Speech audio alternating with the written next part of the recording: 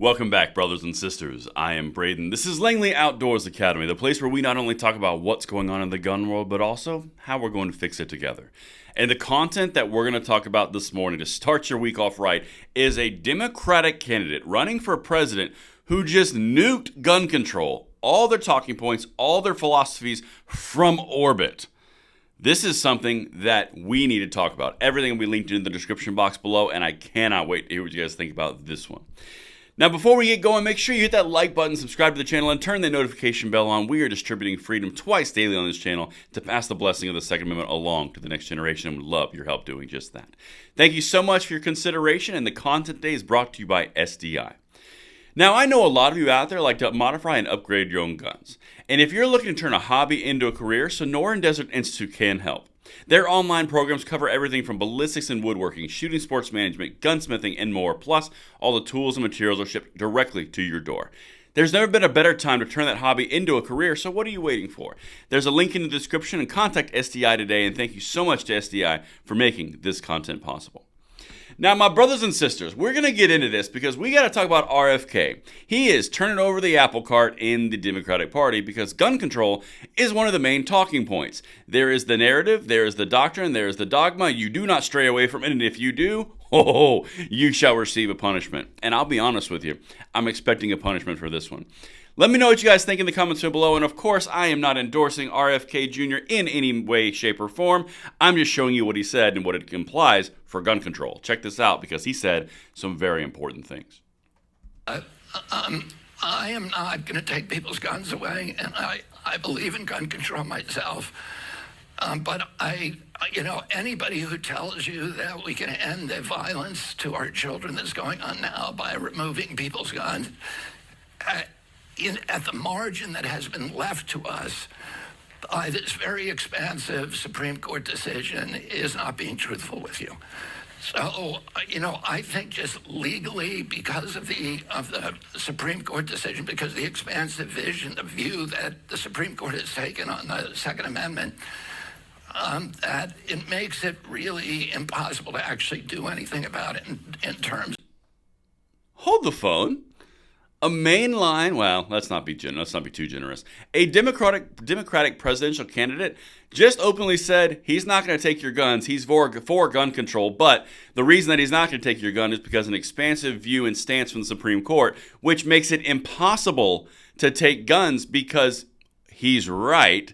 The Bruin decision and the Heller decision do make it impossible to take guns from American people, as we've said for 2 years on this channel. Doesn't mean they're not going to try, but legitimately, that's a good point. Also said that anyone that tells you that they're going to be able to solve the problem while taking guns in this country is just lying to you. The only reason that someone would lie to you is for some sort of ill-gotten gain. There's some reason that they're lying to you for a perceived outcome or a desired outcome. Gun control groups like Everytown for Gun Safety, Giffords.org, and Moms Demand Action might not like that statement, particularly since it targets them directly, because that's their main talking points. Anyway, let me show you the next one, because this is something else that he said that really caught my ear. This is interesting, because you don't hear this from many candidates, particularly from the center leftward. Check this out. Changed in our country that started this, and it's not the guns. Because we've always had the guns. Something else happened, and we need to be looking, and that's the function of NIH. This is the biggest health threat in our country, these shootings. NIH is supposed to be doing science that actually looks at the cause. The problem is it doesn't want to do anything that will offend the pharmaceutical industry. Okay, so far we've offended the gun control lobby, we've offended the Democratic Party and the gun control narrative, and now we're going after the pharmaceuticals. Woo! So, obvious what he's talking about here is the pharmaceutical industry and the tie-in, that other things that we're not going to talk about in this episode. We might touch on it later. But he's essentially saying it's not the guns. The guns have been here the whole time. We didn't have these problems. Something else changed, and now we have these problems. Now, on our side of this conversation, no one wants to see these problems occur. The terrible tragedies that happen in our country are unacceptable. We want them to stop. That's why we say harden schools and protect our children, protect the targets. The left says, no, that's not acceptable because then that makes schools like prisons, et cetera, et cetera, et cetera. He's flat out saying that the guns have been here the whole time. Something else has changed. oh man, gun controllers are not going to like this guy. But now, it would only make sense that there was a like example for him to bring forward, which furthered Nukes from over the gun control argument. And this happened like 3 days ago, by the way. Here's the last one. Check this out. There has never been a time in human history when strangers would walk into a room of children and begin shooting people. What happened? We had guns when I was a kid. I went to school where we had a gun club in the school, and kids would come with their rifles to school.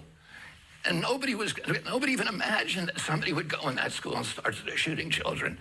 There's other countries that have almost as many guns as we do, like Switzerland, that don't have school shootings. So what is going on here? The last school shooting in Switzerland was 21 years ago. We have school shootings every 21 hours. Did he just invoke an example that's actually applicable? Like, for the fact that he's correct, Switzerland does have a whole lot of guns, and they don't have the same problems we do. It's almost like it's another factor, because taking the guns, as RFK Jr. has said, is not going to solve the problem. It is not legal according to all the doctrine that we've seen over the last probably 15 years at the Supreme Court level around the Second Amendment. And it's really about control because someone is lying to you. That's what I've got for you guys. Let me know what you think of these few clips in the comments field down there, and I will see you on the next one. I'm Braden. See you later.